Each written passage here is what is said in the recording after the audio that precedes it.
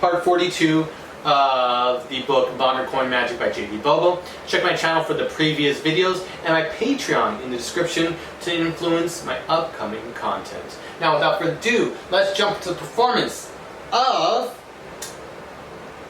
the Tenkai Pennies, my partial take. So again, Tenkai Pennies, my partial take. So this is the performance of Tenkai Pennies, my partial take.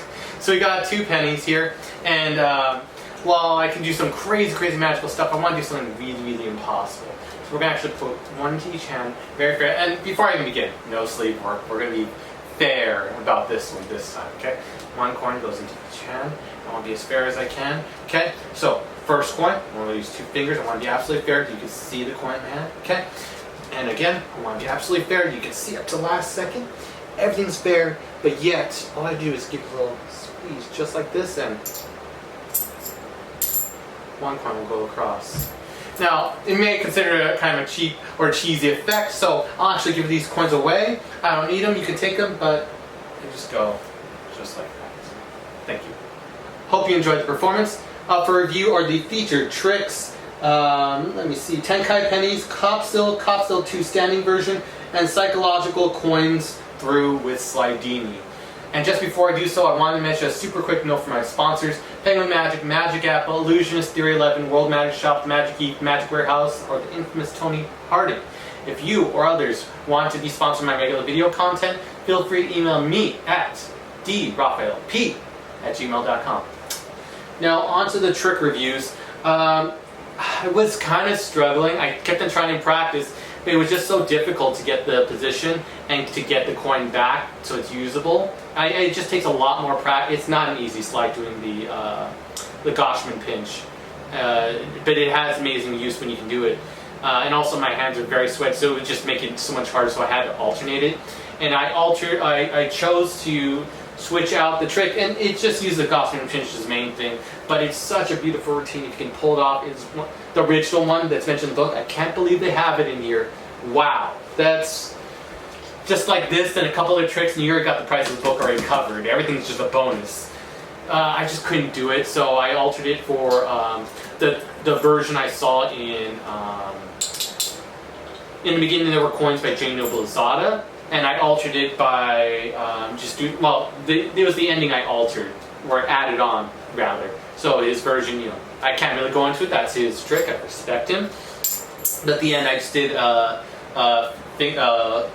fingertip vanish or pretend placement, and then the second one I just did a click pass, be it a slight, very slight variation of the click pass by J.C. Wagner. Yeah, J.C. Wagner, J.C.'s click pass. It's just, he does it more boldly. I just tend to just have it out and just do it. Looks easier in most cases.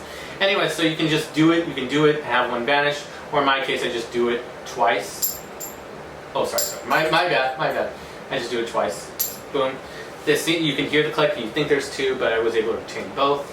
And then you can just, you know, you can actually do the Eric Jones gesture, pulling it back, giving that innocence enough for you to do it. I noticed in performance I just really chilled out and put my hand over here. It could have looked like I could have lapped it, so it's better just to be more bold, oddly, than usual. I'm used to mostly standing, so that's why it's weird for me. I'm not used to sitting.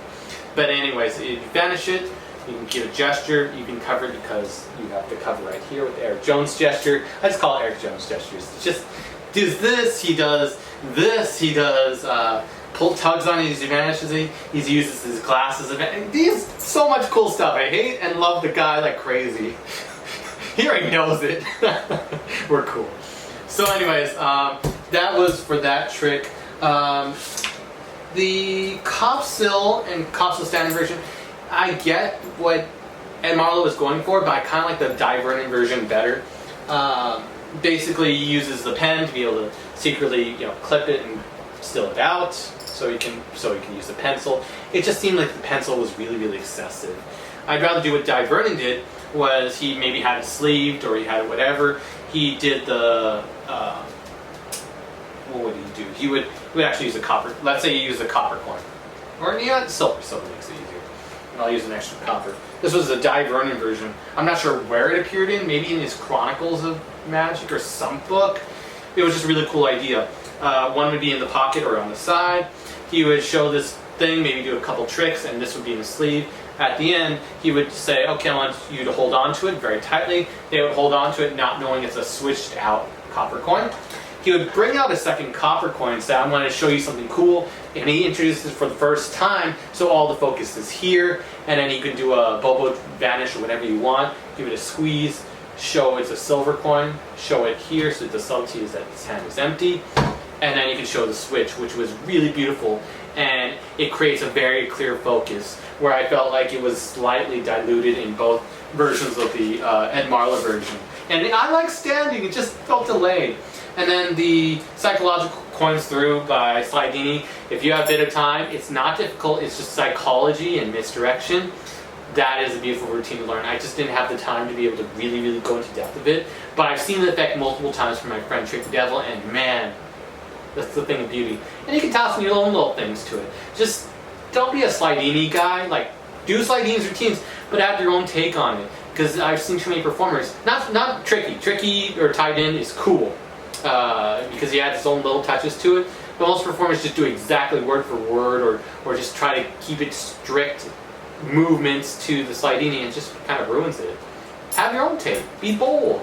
Create your own pattern. Make it unique, because this is one of the routines you can use for a lifetime. I have my own version, but definitely it's worth some studying. I'm actually finishing this book, and once I finish this book and go into other books, one of the ones I really want to come back to that I really supported the Psychological Coins Through. It's one of the most beautiful routines I've seen, aside from Slidini's TT work, if I may say so. So that's my review on those 4 tricks. And in closing, I just want to say, as always, and I mean it every time I say it, thank you for just spending some time with me. As always, my goal is to provide quality content. The goal is for 5 videos, and I'm trying. I know I can't maintain until I have an editor, but I'm trying, dang it, I'm really trying. And so, you know, I really want to get a lot of content out there for everyone to enjoy and just to see. So, as I always love to say, stay tuned, stay magical.